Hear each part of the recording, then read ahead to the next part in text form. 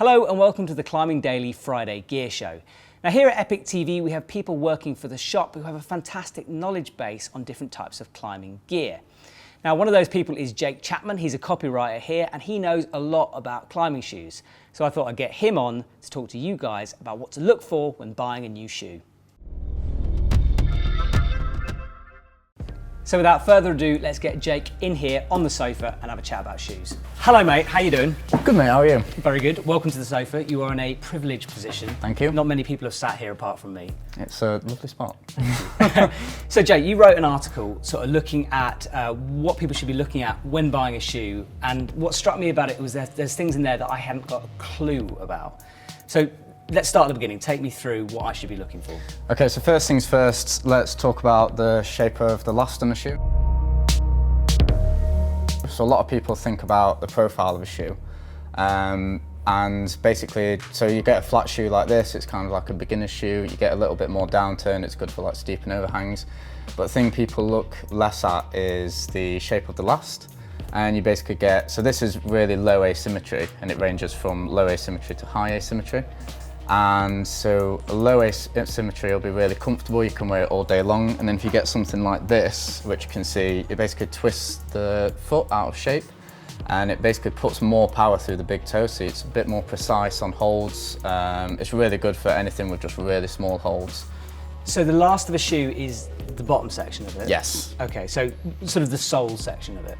Okay, so even though you could have a flat shoe, you could have something with a sort of a curved design on it. Basically, yeah, so like this is the high angle is a really interesting one because this is really aggressive and it's for high-end bouldering and sport climbing, but it's got low asymmetry and that just makes it really, really comfortable. Like I wear these and I can just wear them for a full session and it's absolutely fine. I don't need to take them off. Okay, so you can have an aggressive shoe, but with a straighter shape in it, so it's comfortable but aggressive. Exactly. Whereas you get something like this, which is aggressive, downturned, but it's got this big curve in it, so it's going to be less comfortable. But what is the advantages of having this curve?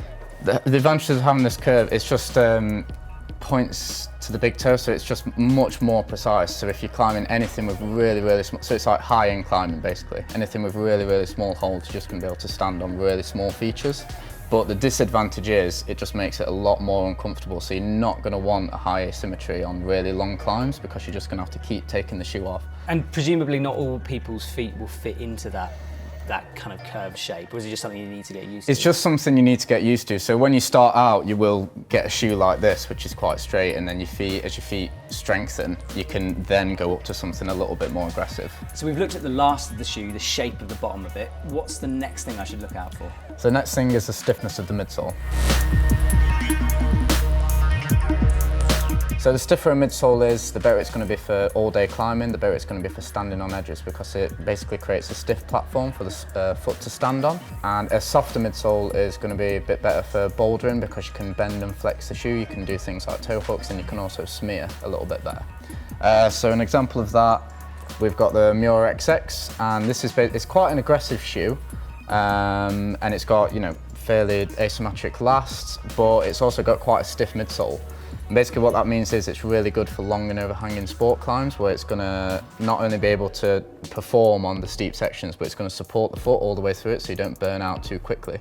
So basically a midsole, it's a really important thing to look for in every kind of shoe, just because it affects what the shoe exactly is going to be good for. Okay, so this is long sport routes where I want that sort of, so it's going to support the front of my shoe so I can stand on a small edge for a longer period of time. This is a stiff one? Is it? Yep. We've got a soft Fairly one? stiff. So we've got this one, this is the Scarpa Fury, this is really, really soft. So if you want to smear, it's going to be really easy. If you want to do a toe hook, it's going to be really easy. And the same thing again, so when you want to hook onto a hold, you know, you're going to be able to bend the shoe a little bit like that to stay stuck on. And what makes that midsole bend? Because I mean, here we can see there's rubber going all the way through, whereas that one, it kind of stops. So yeah, really obvious thing, like this one has got a full midsole, this has got a split midsole. Sometimes you will get one with a full midsole, but it'll have like a really thin one, so it is quite flexible. And then yeah, this on the other end, it's just as flexible as possible. So. Okay, so this is full midsole, but it's quite stiff. So the high angle we've got down there. High angle, yep. That's again this full midsole with the rubber, but that is softer. It is softer, yeah. So it'll just have a thinner midsole, basically. Okay. So the midsole is a little insert what they put in the shoe to just make it a little bit stiffer or keep it soft. So this is just a bit more support, bit better for longer climbs. So stiffness covered. What's our next topic? Next topic is the upper. So I have to admit to you, the upper is something that I don't know anything about really. The extent of my knowledge is that sometimes I put on a shoe and within a month it will be all floppy and stretched, and then sometimes I put a shoe and it will stay the same for ages and ages. Why?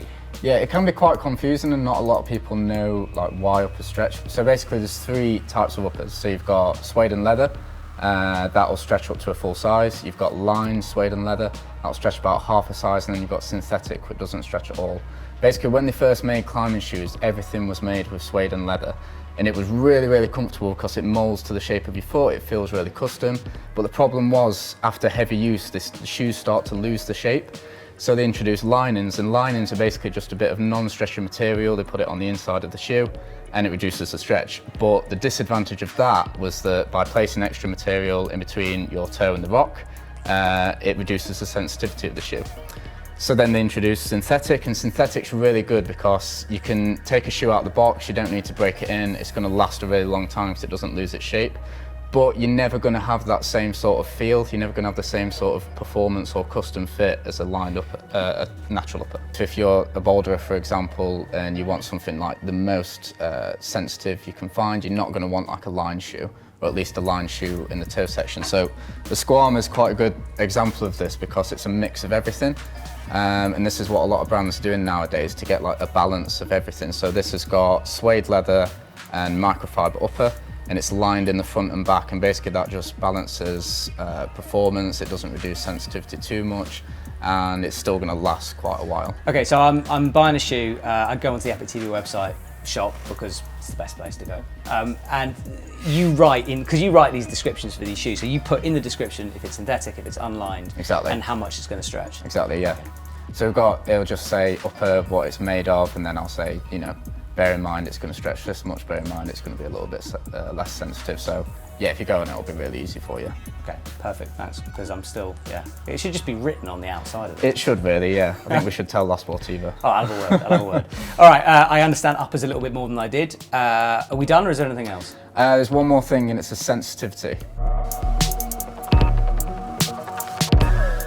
So sensitivity, is that linked almost directly to the thickness of the rubber? Basically, yeah. So it's just how well you can feel like features in the rock. So the thicker a rubber it is, the more desensitizing it's going to be. The thinner it is, the more sensitive it's going to be. And sensitivity is really important for just like high-end stuff, anything with really, really, really small footholds. In my opinion, it's most importantly on like boulder problems, the kind of stuff where you get really glassy stuff or like really, really small crystals to stand on. An example of that, I think this is one of the shoes with the thinnest rubbers on the market. It's the 510 Team 510, and this has only got like 2.5 mil of rubber. Usually shoes have around like 4 mil is kind of the average.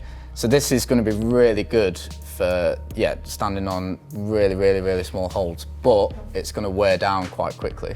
So in my mind, if I'm on a long sport route, right, I don't necessarily want to feel every single thing for the entirety of the route. So as you said, it's perhaps more of a bouldering Exactly, idea. yeah. If that goes on for too long, then your foot's just going to hurt basically, and you're not going to want to climb anymore. Like, you need that little bit of extra rubber to protect your feet, you know. Yeah. If you've ever had it where you've like kicked the rock or something in like a small shoe. Yeah. I've seen you climb. But yeah, really thin stuff, it's going to be for shorter problems where you're not going to, I mean, you know, you're going to have to take the shoe off quite a lot anyway because it's quite aggressive. But it's going to be really useful on that kind of climbing. Perfect, I understand. Cool. So we've gone through last, stiffness, upper, and sensitivity. And sensitivity, yep. Okay. So it's interesting because they're not things I would necessarily straight away think about when buying a shoe. So and stuff like the upper is nothing I've even really thought about before. No, I think that's the thing. What a lot of, like when I first started looking for a shoe, it was just like, right, okay, the profile of it, that's going to be good for this. It's going to be good for this. I didn't really think about all the little variables. So how the midsole is going to make that, how it's going to make that downturn perform, how it's going to perform on longer climbs. Same with the upper. I think when you read a lot of descriptions, they don't say about how it's going to stretch or how it's going to perform, stuff like that. So if you go on our website, I've put on every single page now, it says like it's going to have this, it's going to be really sensitive, it's going to be this and this. So it's just really, if you know kind of what style of climbing you want it for, if you've got a really exact thing in mind, all these little variables, you can really just tune it and choose each one to suit you perfectly. And you've written an article which I'll stick in the copy below. So if you guys want a sort of like a more wordy, in-depth look at what we've been talking about today, you can check out this article. Yep. And it is worth saying, Jake does all of the descriptions on the website. So next time you're clicking through, just think of Jake when he's been doing that. Mate, thank you so much for coming on the sofa. Thanks for explaining some stuff. No worries. And thank you guys for watching. That is the end of the show, the end of the week for Climbing Daily. Have a fantastic weekend, and we'll see you soon.